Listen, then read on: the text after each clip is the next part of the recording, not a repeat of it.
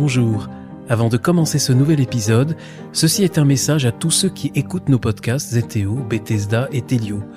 C'est un appel aux dons pour tous ceux qui apprécient nos podcasts et qui peuvent nous aider.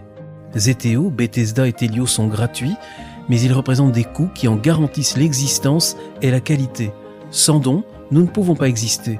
Et nous croyons normal et même moral de faire appel aux dons à ceux d'entre vous qui peuvent contribuer, même par des petits montants. Notre appel est confiant, parce que si nos podcasts répondent à des besoins réels, s'ils sont voulus par le Seigneur, il saura susciter les donateurs parmi vous. Notre appel est évident, il n'est pas le signe d'une fébrilité. Nous avons pu arriver jusqu'ici grâce à l'aide de certains d'entre vous et aussi grâce à l'aide de mécènes. Mais ceux-ci ne sont pas là pour nous soutenir indéfiniment. Vous devez prendre leur place et vous êtes assez nombreux pour cela. Notre appel est répétitif. Il croise d'autres messages envoyés aux abonnés ou relayés sur nos sites. Ce n'est pas le signe d'une inquiétude. Simplement, tout travail mérite rémunération. Ceux qui reconnaissent notre travail et qui le peuvent sont appelés à faire un don. Nous sommes indépendants, nous n'appartenons à aucun groupe, à aucune structure. Cette liberté est une qualité que vous appréciez. C'est aussi une valeur qu'il faut défendre. Depuis notre création, nous avons compté 270 donateurs. Par rapport aux dizaines de milliers d'auditeurs chaque mois, c'est beaucoup trop peu. C'est pourquoi nous comptons sur vous. Nous avons besoin de 200 donateurs par mois, soit 1% des 20 000 auditeurs uniques qui écoutent chaque mois au moins un épisode. Vos dons sont défiscalisés.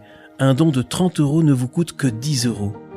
Alors d'avance, un grand merci à ceux qui entendront cet appel et qui feront un don en cliquant sur le lien « Faire un don » que vous trouverez très facilement en descriptif de cet épisode. Vous trouverez également à ce lien les informations qui expliquent nos besoins. Nos podcasts s'efforcent à mettre en avant des valeurs de charité, de foi et d'espérance. C'est pourquoi nous savons que vous serez nombreux à vouloir partager cet effort avec nous. Bonjour, bienvenue à l'écoute de Bethesda, le podcast de la guérison et de la conversion. Ici, nos témoins vous racontent comment l'extraordinaire a bouleversé des vies ordinaires et comment le Christ, avec ses saints et les anges du ciel, est tout le temps à l'œuvre dans toutes les circonstances de la vie. Des femmes et des hommes comme chacun d'entre nous qui acceptent de raconter leur histoire en toute sincérité et simplicité. Bethesda, c'est 2 fois par mois un nouvel épisode, un nouveau témoin, un nouvel éclat de la grâce et de l'action de Dieu qui est partout et qui ne demande qu'une chose, que nous entrouvrions notre porte pour être submergés d'amour.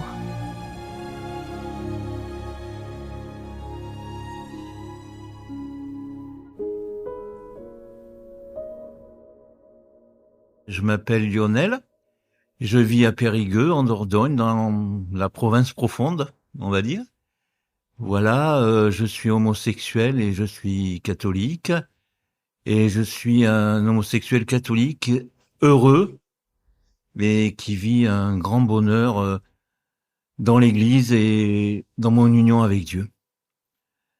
La seule chose que je peux commencer par dire, c'est mon témoignage.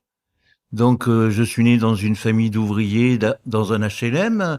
L'homosexualité, on ne connaissait pas. Ben, moi, j'en avais jamais entendu parler. Donc, au début, je suis sorti, il y avait des filles pour faire comme tout le monde. Et puis, un jour, je me suis bien rendu compte que je tombais pas amoureux et que physiquement, je n'étais pas vraiment très attiré par les filles. Donc, j'avais 2 amis qui étaient jumeaux, Pascal et Thierry. Et il se trouvait que je savais que Pascal était homosexuel. Et j'en ai parlé avec mon ami Pascal, le frère, un des frères. Et il m'a dit, écoute, viens avec moi, samedi soir dans une boîte homo, et tu verras comment tu réagiras. Donc j'y étais. Et là, ça a été, j'ai rencontré quelqu'un le soir même, et là, j'ai compris que j'étais homosexuel parce que ça a été comme un feu d'artifice, quoi, pour moi. Une découverte, un feu d'artifice. J'ai tout découvert en même temps, hein, l'amour du cœur et l'amour physique. Bon, voilà, bon. Donc, moi, je n'ai jamais été quelqu'un de culpabilisé, ni qui vivait mal son homosexualité. J'ai regardé comment vivaient les homosexuels à cette époque, dans les années 70. Il y a des choses qui me plaisaient, il y a des choses qui me plaisaient pas. Donc, très vite, j'ai pris des décisions. Alors que j'étais très jeune, hein, j'avais 15 ans et demi, 16 ans. J'ai très vite pris des décisions parce que j'ai un caractère comme ça. Et je l'ai dit à mes parents, à toute ma famille et à tous mes amis. En même temps, ils n'avaient pas tellement le choix, parce que c'était soit ils me prenaient comme ça, ou soit je les voyais plus. Donc c'était moi qui qui menaçais, et pas eux. Donc c'était un peu amusant dans les années 70, parce que j'étais un peu casse-cou quand même. C'est parce que ça se faisait pas dans les années 70. Et j'ai eu cette chance-là, que mes parents l'ont accueilli comme ils pouvaient, mais bien. Mais comme ils pouvaient. Ça veut pas dire sans souffrance, sans douleur, mais avec amour.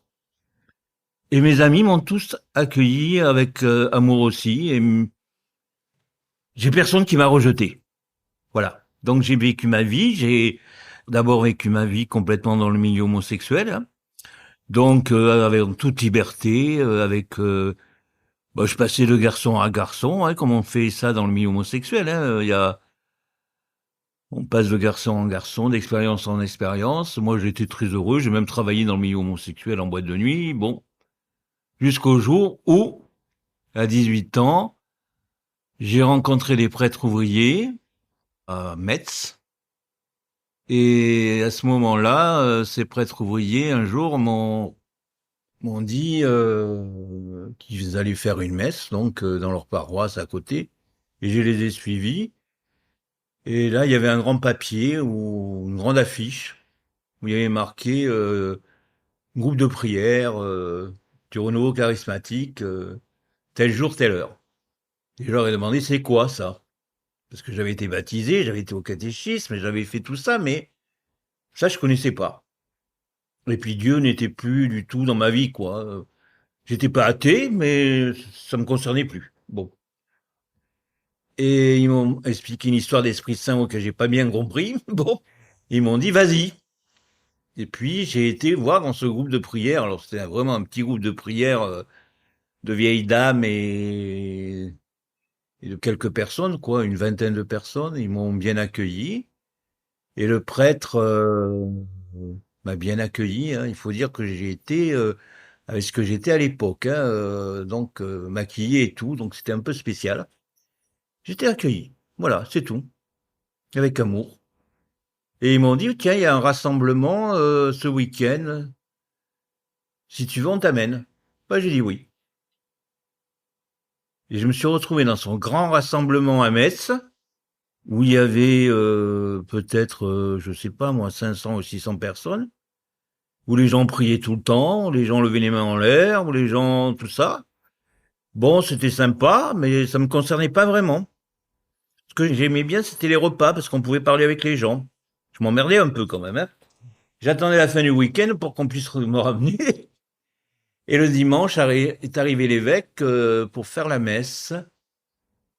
Et au moment du Notre Père, alors ça, je me rappelle comme si c'était aujourd'hui même, je me suis levé avec les autres, tout le monde se tenait la main, et on s'est mis à chanter, je crois, le Notre Père. C'était chanté. Et là, je ne sais pas ce qui s'est passé. Aujourd'hui, je sais, c'est ce qu'on appelle une effusion de l'Esprit Saint sauvage. Moi, l'Esprit Saint m'est tombé dessus. J'ai vu toute ma vie se dérouler. Et au bout, Jésus sur la croix, qui me disait, je t'aime. Et moi, quand ma vie s'est déroulée comme un film devant moi, hein, parce que j'ai pas eu de vision, hein, c'était dans mon cœur. Il n'y avait pas d'amour dans ma vie, il n'y avait pas d'amour. Et Jésus sur la croix me disait, je suis mort pour toi, pour ça, parce que t'as pas d'amour dans ta vie. Et moi, je t'aime et je vais t'apprendre ce qu'est l'amour. Alors, je me suis mis à chanter en langue, comme tout le monde, d'un coup. Moi, ça m'a pas paru du tout bizarre. J'avais l'impression que j'avais ça depuis mon baptême. Moi, là, c'était même pas la peine de me l'expliquer, hein. Bon. Et puis, je suis rentré chez mes prêtres ouvriers, là, après le week-end, et ils m'ont donné une Bible. Alors là, j'étais pas content, parce que dans la Bible, ça me plaisait pas. Ce qu'il y avait écrit, moi, je commençais par l'Ancien Testament, hein, parce que Ah non, non, non, il y avait plein de choses qui me plaisaient pas. La Bible a passé à travers la pièce, ça allait pas. En désespoir de cause, ces pauvres prêtres ouvriers qui étaient formidables d'ailleurs, et que j'avais rencontrés par hasard et que je savais pas au début qu'ils étaient prêtres ouvriers, hein, m'ont passé Histoire d'une âme de Sainte Thérèse de l'Enfant Jésus. Ils m'ont dit, lis ça d'abord, au lieu de te mettre sur la Bible, lis ça. Et là, quand j'ai lu cette Histoire d'une âme de Sainte Thérèse, j'ai pleuré pendant tout le livre. Et j'ai dit à Jésus, j'accepte que tu m'aies converti. Voilà, je ne sais pas comment vous expliquer ça, mais jusqu'à ce moment-là, j'avais pas accepté ma conversion. Pourtant, j'avais vécu quelque chose de très fort. Et j'ai dit, bon, il faut que je change complètement ma vie, si j'ai bien compris. C'était un peu difficile. Donc, je suis reparti à Bordeaux où je travaillais dans une boîte de nuit. J'ai donné ma démission. J'ai quitté tous mes amis. J'ai tout quitté et je suis parti à Nice, dans de la famille pour recommencer ma vie à zéro. Voilà. À ce moment-là, les bases que j'avais, c'était que des bases de catéchisme, donc pas grand-chose, hein, surtout dans les années 70. Bon. Et bizarrement, le Seigneur me parlait dans mon cœur. Et j'ai compris qu'il me fallait un père spirituel. Alors à l'époque, je n'aurais même pas dit que c'était un père spirituel. Je savais pas du tout ce qu'était un père spirituel. Moi, Jésus me disait, il faut pas que tu restes tout seul, il faut que quelqu'un t'aide. Donc j'ai demandé autour de moi. Bon. Et puis on m'a présenté le père Joseph de l'abbaye de Les Reims. En face de Cannes-sur-Mer, il y a une abbaye, il y a une île. Et là, le père Joseph est devenu mon père spirituel. Et puis, la première chose qu'il m'a dit, voilà, c'est ça. Écoute, tu viens tellement de loin, le Seigneur est venu te chercher tellement loin, que la seule chose que je te demande de faire, c'est de te confesser chaque fois que tu tombes par terre. Enfin, pour lui, ça voulait dire chaque fois que je pêche. Voilà, bon. Donc, j'ai commencé comme ça. Je priais pas spécialement, bon, ça me venait, hein, mais j'allais pas à la messe, tout ça. J'ai un petit peu connu un peu les protestants, évangéliques, pentecôtistes, tout ça. Là, j'ai fui à toute vitesse, hein, avec leur thérapie de conversion. Là, j'ai vraiment fui parce que là, j'en ai ramassé à l'appel des gens qui se sont suicidés. Hein. Et ça, il faut pas m'en parler de thérapie de conversion. Hein. Bon. Et moi, je cherchais des prêtres dans tout Nice, et surtout pas dans les mêmes paroisses, pour me confesser, parce que je tombais tous les jours. Alors, de toute façon... Et mon père spirituel me disait, non, non, non, je te demande que ça. Et puis après, il m'a dit, bon, maintenant tu vas prendre 10 minutes de prière tous les jours devant le Saint-Sacrement. Et puis, il m'a appris certaines choses comme ça. Voilà. Petit à petit, c'est mis en place dans ma vie 7 choses fondamentales, mais qui viennent après une rencontre personnelle avec Jésus, et ça, je tiens beaucoup à le dire. Quand vous rencontrez une personne homosexuelle, il faut pas commencer à lui parler de morale ou ce qui est de bien ou de mal. Il faut surtout faire en sorte qu'il puisse faire une rencontre personnelle avec Jésus. Parce que tout part de là. Quand moi je l'ai vécu, je peux donner que mon expérience de vie. Donc, j'ai commencé à la prière, la confession, l'Eucharistie, le Père spirituel, le chapelet, la Bible, et à avoir des amis spirituels aussi, parce que c'est très important d'avoir des amis. I et IE. Des frères et sœurs, comme on dit, dans le renouveau. Et ça, c'est les 7 points fondamentaux pour moi que j'offre à tous ceux qui me demandent de les aider. Après, leur avoir dit que d'abord, il fallait qu'ils fassent une rencontre personnelle avec le Christ et de les inviter au cours alpha, à Paris Monial ou dans un foyer de charité. On peut le faire dans beaucoup d'endroits. Hein. Cette rencontre ou de prière aussi à Paris devant le Saint-Sacrement. Jésus est libre de se manifester là où il veut. Et je leur offre ces 7 points. Alors moi, j'ai essayé de vivre ces 7 points, mais c'est par palier que les choses se vivent. Le Seigneur, quand il convertit quelqu'un à lui, ça ne veut pas dire qu'il vous a converti toute votre vie. Il y a des paliers dans la conversion. Après avoir fait une rencontre personnelle avec Jésus, il a fallu que j'ai des paliers. Alors le premier palier, c'est d'être tombé amoureux d'un garçon, et qu'un garçon tombe amoureux de moi, avec qui j'ai vécu pendant 10 ans à Paris, avec qui on a vécu une vie de foi et de fidélité. Le premier palier, ça a été la fidélité avec un garçon. C'était ça ma première conversion, et c'est ça que j'explique à la plupart des personnes que j'aide en tout cas. Et puis un jour, voilà, j'étais à Périgueux, j'ai rencontré Didier, qui est décédé il y a 2 mois. Avec lui, j'ai vécu 16 ans. Et moi, j'avais compris, après avoir vécu 10 ans avec Parsidio avant, ça s'était mal terminé. Bon, c'est comme ça, c'est la vie. J'avais compris que le Seigneur me demandait une autre étape et de vivre la chasteté et l'abstinence. Donc quand j'ai rencontré Didier et qu'il m'a demandé de vivre avec moi, j'ai dit oui, mais j'ai une condition. Et moi, dans mon cœur, je pensais qu'il allait partir à toutes jambes. Je lui ai dit, voilà, moi, si je vis avec toi, ça sera dans l'abstinence totale et dans la chasteté totale. Et au lieu de me répondre non, il m'a dit, on va à Lourdes. Alors ça, je m'y attendais pas. Hein. Bon, il s'est débrouillé. 15 jours après, on était à Lourdes. Hein. Avec le secours catholique, il s'est débrouillé pour qu'on aille à Lourdes. Et à Lourdes, on a passé une semaine. Alors chacun faisait son chemin à Lourdes. Il y avait des choses qu'on faisait à 2, mais il y a beaucoup de choses qu'il faisait seul et moi seul. Et à la fin de la semaine, il m'a dit oui. Il m'a dit d'accord, je veux bien vivre la chasteté et l'abstinence avec toi. Alors je lui ai dit, écoute, on va aller à l'église du Rosaire et on va prier, parce que j'avais préparé une prière. Moi, ça s'appelle un pacte d'alliance avec Dieu, avec le Christ, où j'avais tout simplement demandé d'avoir la grâce, parce que je savais bien que pour lui comme pour moi, c'était impossible. Donc il fallait que je demande la grâce de Jésus, sa grâce, pour pouvoir le vivre. Donc voilà, en gros ma prière c'était ça, je demandais la grâce de Jésus de pouvoir vivre l'abstinence et la chasteté et qu'il nous apprenne à le vivre quoi.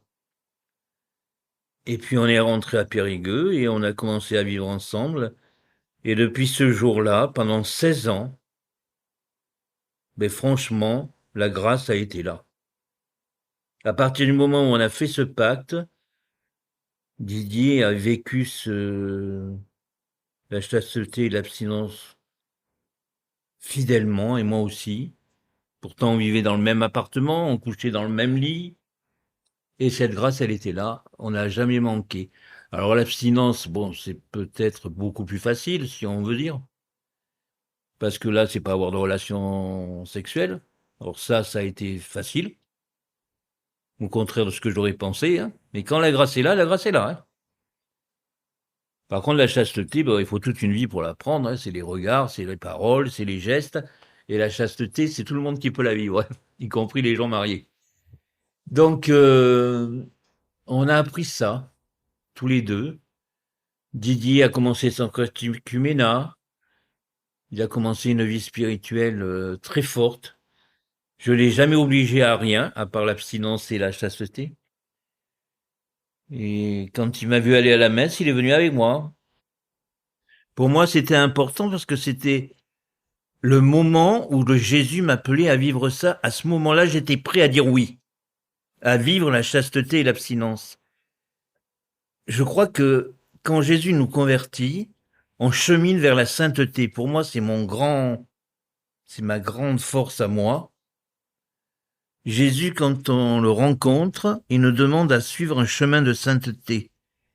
Mais ce chemin de sainteté se fait par paliers. Et à un moment donné, il va nous demander ça. Et on dit oui ou on dit non. Si on dit oui, on est passé à un palier. Si on dit non, il attend qu'on puisse dire oui. Et là, j'étais arrivé à un moment donné où Jésus me disait, tu as vécu la sexualité à tout va, tu as vécu la sexualité fidèlement avec quelqu'un, maintenant, moi, je t'appelle à vivre la fidélité dans la chasteté et l'abstinence. C'est ton chemin, mais tu peux me dire non, hein. Mais tu peux me dire oui. Et moi, j'ai dit oui. Comme d'habitude, je dis toujours non au début. Hein. Je fais comme dans l'Évangile. Je dis non, puis après, je dis oui. Il y a un passage de l'Évangile qui me parle beaucoup, moi, là-dessus. Hein. Celui qui dit toujours non et qui fait après pour Jésus. Je savais que c'était Jésus parce que c'était dans mon cœur et que j'ai appris au fur et à mesure des années spirituelles que j'ai vécues dans ma vie spirituelle, quoi, que c'était pas moi qui me parlais, c'était Jésus. J'en ai encore eu les preuves depuis la maladie de Didier. Hein. J'ai eu des preuves très très fortes. Hein. Parce que, par exemple, je regardais la télé quand Didier était à l'hôpital. Le docteur nous avait dit qu'il avait encore 1 an et demi à vivre. Donc, j'attendais qu'il rentre, moi, hein, le lundi. Et puis, en regardant la télévision, il y a une phrase qui est venue dans mon cœur. Appelle un prêtre, demande à un prêtre ami les derniers sacrements pour Didier. Donc, je savais que c'était Jésus. Donc, j'ai appelé le prêtre ami. Il a été de suite donner les derniers sacrements à Didier. Et malgré ce qu'avaient dit les docteurs, Didier est mort le soir même. Et ça, il faut avoir pris l'habitude de savoir discerner ce qui vient de nous, ce qui vient de Dieu. Et ça, il faut des années et des années de vie spirituelle. Au début, quand j'ai eu mes premières paroles, j'ai demandé à quelqu'un qui était plus vieux dans la spiritualité, et il m'avait dit cette phrase tout simple, parce que j'ai évité le suicide de quelqu'un. Hein. Il m'avait dit, écoute, si c'est pas de Dieu, ça prendra l'humilité, tu seras ridicule. Et si c'est de Dieu, tu vas sauver une vie. Et effectivement, 6 mois après, la personne à qui j'avais envoyé la lettre en lui disant de pas se suicider, que Dieu l'aimait, m'a dit que ce jour-là, il avait l'intention de se suicider. Ça peut paraître bizarre, mais ça s'appelle des charismes, et ça, j'y peux rien. Hein. J'en ai pas eu 50 000 dans ma vie, mais j'ai peut-être eu une trentaine de paroles comme ça dans ma vie, en 30 ans. Hein. Bon, on va dire. Bon, ça arrive pas tous les jours. Hein. Et en plus, ce qui a confirmé, c'est que on n'a eu aucune difficulté à le vivre. Alors que moi, avant que je dise oui au Seigneur et que je fasse cette prière avec Didier devant Jésus et la Vierge Marie à Lourdes, j'avais repris une vie sexuelle comme avant, comme c'était fini avec mon premier ami. Hein. Et moi, ce qui me surprend toujours quand je parle avec mon père spirituel que je vois tous les mois, je lui dis toujours, j'arrive pas encore à y croire qu'on a vécu ça 16 ans, parce que je suis pas comme ça, quoi. La sexualité, pour moi, c'est bien. La sexualité, c'est bon. Jouir, c'est bon. Voilà. Rencontrer un autre garçon, c'est bien. C'est bon. Je suis pas du tout moraliste là-dessus. Et en plus, pas du tout culpabilisé. Hein. Alors, mais voilà. C'est bon et bien aussi de vivre la chasteté, quoi. Moi, pendant 16 ans, j'ai été très heureux de vivre la chasteté et l'abstinence avec Didier. Et Didier a pu se reconstruire, parce qu'il était quand même très détruit quand je l'ai rencontré, et vivre un chemin de foi extraordinaire. Et les 6 derniers mois, il s'est préparé à la mort, très clairement devant le Christ, avec moi, et on a fini par, quand il est décédé, on avait préparé notre messe, sa messe, qui est aussi la mienne, plus tard, et on a appelé messe de la résurrection, avec que des chants de louanges. Parce que moi, Didier, il est vivant, avec notre Dieu qui est vivant. Notre Dieu est vivant. Donc Didier est vivant avec notre Dieu qui est vivant. Et son corps qui est au cimetière attend la résurrection des corps, quand le Christ reviendra dans la gloire. C'est ça ma foi. Donc on a fait une messe d'enterrement qui était une messe de joie, comme j'avais déjà vu faire par un couple qui avait perdu un enfant, qui avait fait la même chose. Ou la reine Fabiola quand elle a enterré son mari. Voilà. C'était une messe de résurrection. Ça n'empêche pas la souffrance, ni la douleur, ni le manque. Ça n'empêche pas tout ça, quoi. Ça n'empêche pas effectivement, physiquement, il me manque. Effectivement, parfois, ça m'empêche pas. Parfois, je peux pleurer parce qu'il est plus là, parce que il y a aussi une solitude. Bon, j'ai mis une photo de lui j'ai perdu ma sœur aussi il y a 1 an. J'ai mis la photo de ma sœur, la photo de mes parents. Je leur parle. Et puis je prie pour eux, et puis je sais qu'ils prient pour moi. Bon, c'est pas la même chose que lorsque les gens sont physiquement présents, hein. Mais cette espérance, je l'ai au fond de mon cœur. aujourd'hui. Même si ça fait mal, même si ça fait souffrir, même si ça fait pleurer, j'ai cette espérance, quoi. Et surtout, le jour de l'enterrement, j'ai pu expliquer ce qu'on avait vécu aussi à tous ceux qui étaient venus. Beaucoup ne le savaient pas, hein, ce qu'on vivait. Et tous sont venus m'en reparler après. Moi, ce que j'ai trouvé extraordinaire, c'est que la grâce existe réellement. C'est pas un mot théologien, c'est pas un mot d'exégèse. C'est réel. Par contre, Dieu a besoin de notre oui et de notre liberté. Après, si on est comme moi, quand j'ai dit oui, je fonce. Voilà, c'est tout. Par contre, il faut être très clair, je ne juge pas ceux qui ne sont pas capables de vivre la chasteté et l'abstinence. Moi, je pense que Jésus appelle chacun à un chemin de sainteté, mais qu'il y a des paliers. D'abord, il faut qu'on se sache aimé par Jésus. Bien souvent, ça c'est le fondamental pour moi. Et ensuite, bon bah, on va beaucoup se confesser. Voilà, bon, c'est déjà un premier palier. Le deuxième palier, ben, un jour on a la chance peut-être de rencontrer quelqu'un qu'on aime et qui vous aime. Ça c'est un deuxième palier. Et puis après, il y a un troisième palier. Alors, est-ce que c'est de notre vivant ou juste avant notre mort, je n'en sais rien. De toute façon, on vivra tous la chasteté, l'abstinence à un moment. Et moi, j'ai toujours trouvé que l'Église, à ce sujet-là, était une parole juste, d'amour et de vérité. Moi, il y a des gens qui jugent souvent. Moi, je juge personne. Moi, j'accompagne beaucoup de garçons comme ça, par Facebook, qui se sont confiés à moi. Moi, je les accompagne là où ils en sont. Je les envoie dans telle ou telle association. Il y en a pas mal maintenant qui existent, hein, comme devenir un en Christ ou des choses comme ça, quoi. Mais chacun là où il en est. Voilà. Et puis, je dis, moi, je crois que l'Esprit Saint, il fait son travail, quoi. Il faudrait qu'un jour qu'on se mette dans la tête que quand quelqu'un a fait une rencontre personnelle avec le Christ, bah, l'Esprit Saint, il est là, quoi. Et l'Esprit Saint va amener les gens à cheminer vers la sainteté. Alors pour certains, ça va plus vite, pour d'autres, ça va moyen, pour d'autres, ça va très vite. Bon, moi, j'ai pris mon temps. Bon, c'est de mon vivant, tant mieux. Mais maintenant, je sais que le quatrième point, un jour, ça sera de déménager de Périgueux pour aller dans un lieu de pèlerinage que j'ai choisi déjà, pour vivre ma vie en cœur à cœur avec Dieu. C'est le dernier point que je veux, que j'ai eu dans mon cœur, là, depuis la mort de Didier. Le Seigneur m'appelle maintenant à vivre un cœur à cœur, un peu comme dans le Nouveau Testament.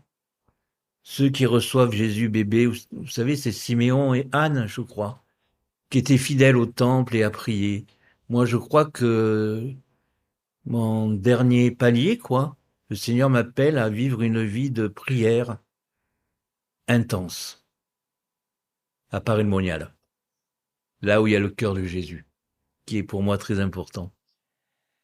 Et voilà, bon, bah, j'espère que ça va pouvoir se faire, hein, parce que maintenant, il va falloir que je puisse trouver le logement. Il y a un ami qui m'a proposé quelque chose, bon, un couple d'amis qui m'a proposé quelque chose à Paray-le-Monial. Il faut que je les appelle, parce que j'ai vendu la voiture juste hier, hein, pour avoir l'argent pour le déménagement. Et s'ils ont de la place, peut-être dans ces résidences-là à Paray-le-Monial, dans 6 mois ou dans 1 an ou dans 2 ans, ben, je partirai là pour vivre cette vie de foi et de prière. Moi, c'est mon chemin, mais je ne juge personne. Je veux surtout que les gens sachent ça. C'est que je pense que quand une personne vous fait confiance pour vous dire sa vie, il faut l'écouter d'abord, avec beaucoup d'amour et de tendresse. Et il faut l'accompagner là où cette personne en est. Et faire confiance à l'Esprit Saint. Et la première chose, c'est que j'amènerai chacun ou chacune, et c'est plutôt des garçons qui se confient à moi, à faire cette rencontre personnelle avec Jésus. Après, l'Esprit Saint va l'amener, et je lui parle toujours des 7 points que j'ai dit tout à l'heure. Moi, quand on a fait cette rencontre, après, il faut mettre une vie de prière dans sa vie, la confession tous les mois, l'Eucharistie, tous les dimanches au minimum, prendre un père spirituel, faire le chapelet, parce que Marie est très importante dans cette vie de chasteté, entre parenthèses, lire la parole de Dieu, et ensuite essayer d'avoir des amis dans les groupes de prière, les associations, les communautés, les paroisses, où on veut, hein. Bon, se faire des amis spirituels, parce que c'est important d'avoir des amis. Et des amis qui soient en couple, avec des enfants, des amis qui soient, comme on dit, hétéros ou homo ou bi ou tout ce que vous voulez, mais enfin avoir des amis, on cherche pas leur sexualité pour avoir des amis, hein, on demande des amis, on veut des amis, c'est important d'avoir l'amour d'amis, l'amour d'amitié, comme dit un grand spirituel. L'amour d'amitié, c'est important dans notre cheminement. Et puis après, il faut juste fixer son regard sur Jésus, c'est tout. Moi, je suis pas mieux que quelqu'un d'autre, je suis pas plus fort que quelqu'un d'autre. Je me sens très pauvre et très petit, hein. Moi, j'essaie de me laisser conduire par le Seigneur, de me laisser mener par l'Esprit Saint, avec des moments où je vois pas plus clair que les autres, hein, des moments où c'est sec, où il y a des moments où il y a aussi des remises en question, parfois pas des doutes, mais des moments où je sais pas trop ce que je dois faire, hein. Tout n'est pas toujours aussi simple et aussi limpide, mais faut fixer le regard sur Jésus. Moi, je pense que c'est la seule chose qu'il faut faire, c'est fixer son regard sur Jésus, toujours. Moi, je voudrais parler de l'Église et dire que moi, l'Église, j'ai reçu plein d'amour de l'Église. Je me suis senti aimé par l'Église. Alors l'Église, c'est chacun d'entre nous, donc c'est par les hommes et les femmes de l'Église. Moi, dans ma paroisse, je me sens aimé. Dans les lieux de pèlerinage où j'allais, je me suis senti aimé. Dans les amis que j'ai rencontrés, même beaucoup de couples avec enfants, comme on en rencontre chez les familles catho, je me suis toujours senti aimé et invité avec. Moi, j'étais tout le temps invité avec Didier. Tout le monde savait que je vivais avec lui. Moi, j'ai jamais été condamné, jugé, et les gens savaient même pas qu'on vivait forcément la chasteté, hein. Bon, certains le savaient, mais quand je voulais bien le dire, hein. Moi, l'Église, j'ai jamais senti que l'Église me condamnait. Moi, j'ai toujours senti que l'Église, elle m'offrait une parole d'amour et de vérité pour que je sois heureux. Mais, comme dirait notre pape François, hein, on n'est pas là pour juger les autres. Et puis surtout, comme le pape François le sait très bien en tant que jésuite, il y a des paliers dans la vie de conversion vers la chasteté. Et que ça se fait pas d'un coup. Et qu'il y a il y a des paliers dans la conversion, quoi. Et l'Église nous offre tous les moyens pour pouvoir vivre ces paliers. Alors si aujourd'hui, vous êtes capable que de vous confesser, allez vous confesser. Si vous êtes capable que aujourd'hui, vous aimez quelqu'un et il vous aime, vivez ça à fond.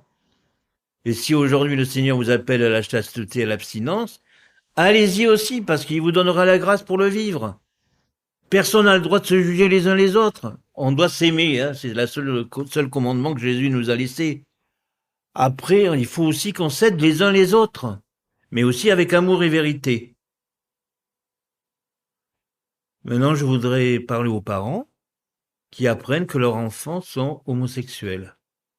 Bon, moi je trouve que c'est normal que des parents qui apprennent que leur enfant soit homosexuel, que ça soit pas facile pour eux. Je trouve que c'est normal même que des parents puissent pleurer. Je trouve même que c'est normal que des parents puissent être révoltés. Par contre, je trouve pas normal de pas aimer son enfant. Et je pense que la meilleure chose pour des parents, quand vous savez que votre enfant est homosexuel, c'est de continuer à l'aimer comme avant. Et c'est par votre amour que d'abord vous garderez ce lien avec votre enfant, et que vous pourrez le faire grandir dans la foi. Par votre prière et par votre amour que vous arriverez à le faire grandir dans la foi.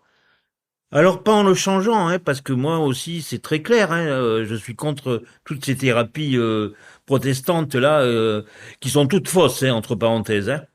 On ne change pas un homosexuel en hétérosexuel. Mais un homosexuel peut prendre un chemin de sainteté et devenir un saint. Donc, vous parents, aimez vos enfants, c'est la seule chose qu'on vous demande.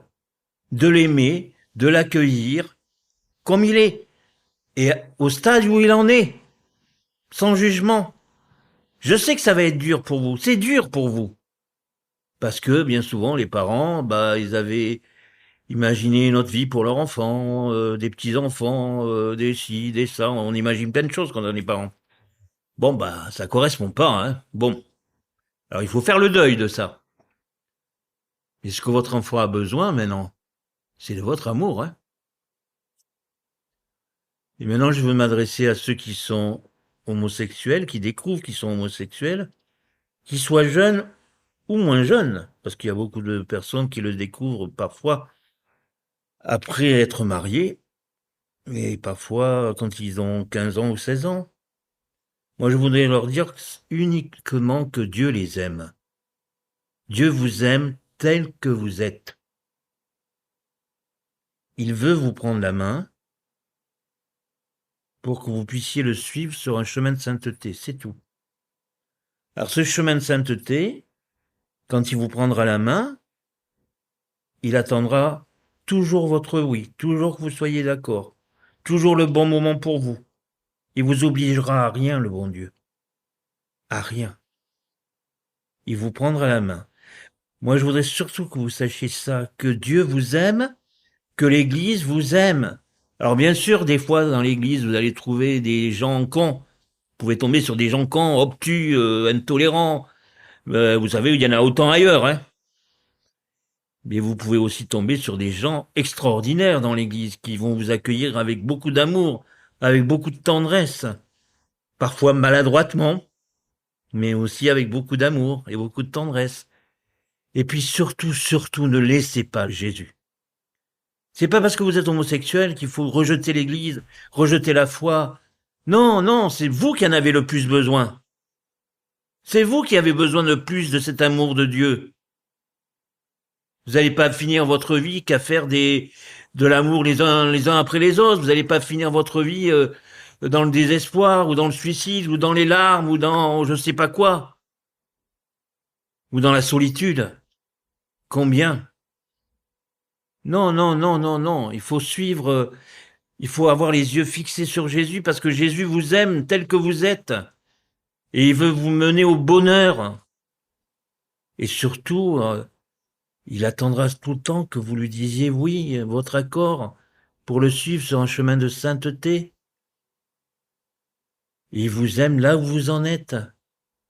Je vous assure que la première chose auquel je vous invite, si vous êtes jeune ou moins jeune et que vous n'avez pas fait une rencontre personnelle avec le Christ, c'est de vraiment tout faire pour faire cette rencontre personnelle avec le Christ. Alors vous avez les cours alpha, vous avez les sessions de parrain monial, vous avez des retraites à Noumont-le-Fuselier, vous avez plein d'endroits où on peut faire ces rencontres personnelles avec le Christ. Il y en a plein. Des groupes de prière. Faites cette rencontre avec le Christ et puis après, en regardant tout le temps Jésus, moi je vous propose de mettre dans votre vie la prière, la confession, l'Eucharistie, le Père spirituel, le chapelet, la Bible et les amis spirituels. Et avec ces 7 piliers, quand vous aurez fait cette rencontre avec le Christ, de cheminer avec le Christ à votre rythme à vous, à votre pas à vous, en sachant que Dieu, de toute façon, vous aime infiniment et qu'il n'aime que vous.